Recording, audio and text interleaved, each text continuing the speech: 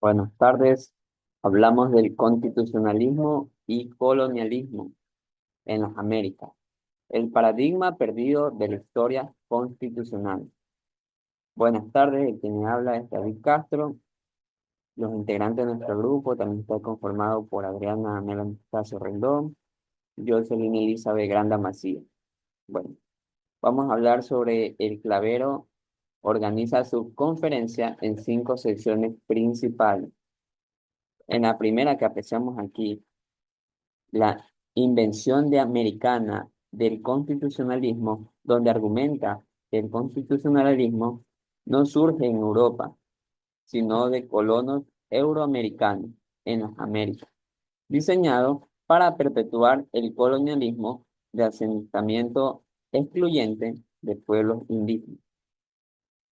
Arranque constitucional en Latinoamérica, que traza la réplica iberoamericana partiendo de la Constitución de Cádiz en 1802, como proyecto imperial multicultural que, sin embargo, busca mantener subordinada a las comunes indígenas. El número 3, trayectoria del constitucionalismo colonial, donde analiza la evolución de las constituciones latinoamericanas. Ejemplo, México 1917, Ecuador 2008, en Bolivia 2009, destacando el reconocimiento formal de derechos y territorios indígenas, pero subrayando las tensiones entre los derechos escritos y práctica extractivista. Número 4.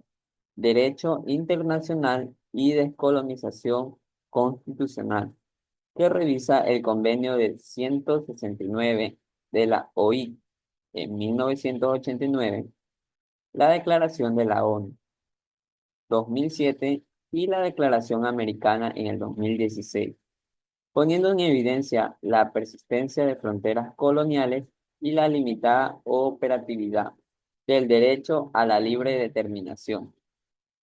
El paradigma perdido reclama una historiografía conjunta de derechos constitucional e internacional que rescate la continuidad colonial desde el origen del mismo constitucionalismo. Este viene a ser la número 5. A continuación, nuestra compañera Adriana Stas. Las contribuciones centrales. Lavero rehuye la narrativa heroica de las revoluciones atlánticas y muestra cómo la separación de la metrópoli reforzó bajo nueva forma la lógica colonial de apropiación territorial y negación de soberanía indígena. Genealogía del sujeto político. Redefine el sujeto constitucional no como universal, sino como invasor europeo, padre de familia propietario que excluye a mujeres, esclavizados, indígenas y minorías. Límite, límite de la descolonización estatal. Destaca la paradoja de constituciones plurinacionales, Bolivia, Ecuador, que proclaman derechos colectivos y, sin embargo, ven vulnerados esos derechos por políticas estatales y transnacionales. Critica el derecho internacional. Señala la doble moral de la descolonización. ONU, 1960. Permitió los pueblos indígenas de las Américas y la resistencia de organismos como la OMC o PNUD a conceder efectividad al derecho a la libre determinación. Metodología y estilo.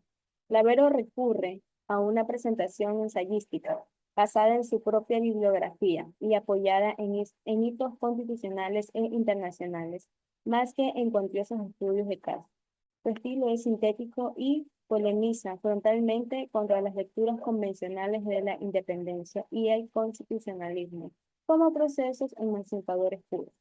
Sin embargo, la falta de datos empíricos detallados, estadísticas de despojo, casos locales, de consulta previa, etc., puede hacer que algunos lectores consideren insuficiente el anclaje empírico. A continuación, mi compañera Jocelyn Grande. El texto clavero resulta clave para repensar la historia constitucional desde una perspectiva anticolonial. para vincular la evolución normativa interna con el derecho internacional de los pueblos indígenas. Abre la puerta a investigaciones más localizadas. Ejemplo, estudios de casos de pueblos autónomos, exploraciones comparadas entre América con otras regiones. ¿Cómo funcionan realidades plurifuncionales y pluriculturales en África o Asia? Propuestas normativas concretas que la descolonización constitucional, prácticas legislativas, judiciales y administrativas. En suma, el paradigma que Clavero rescata no está perdido por inexistente, sino por invisibilizado, de un constitucionalismo que desde su génesis ha servido a la lógica colonial. Reconocer esa continuidad es condición previa para cualquier proyecto serio de descolonización estatal y supranacional. Muchas gracias.